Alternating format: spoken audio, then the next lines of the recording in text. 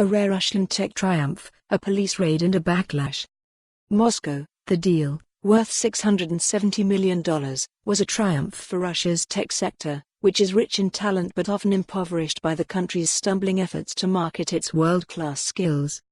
The sale to Seattle-based F5 Networks of Nginx, a Russian company that developed web server software now used by more than a third of the world's websites, sent a clear message that Russian programmers can create valuable products for the global market.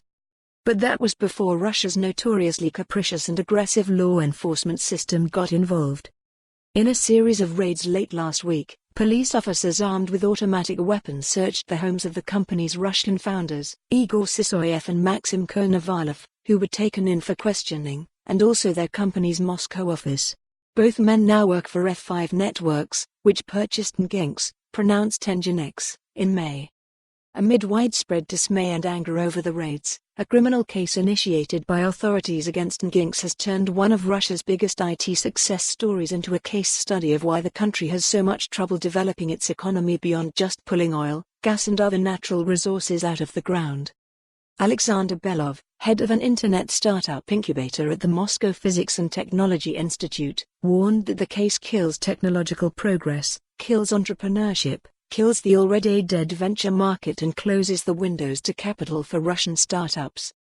The police action against Nginx came just weeks after armed security officials raided a prestigious Moscow Physics Institute as part of a criminal case against a private, high-end optics company that, from rented office space at the Lebedev Physics Institute, had developed a small business processing raw glass imported from China and exporting the finished products abroad.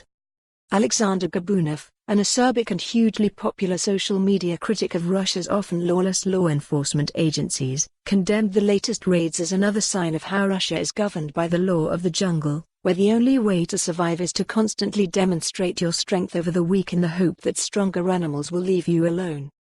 The early morning raids on Sysoyev and Konovalov were triggered by a criminal case over claims that Nginx does really not own the software acquired by F5 Networks when it bought their Russian company, which was registered in the British Virgin Islands.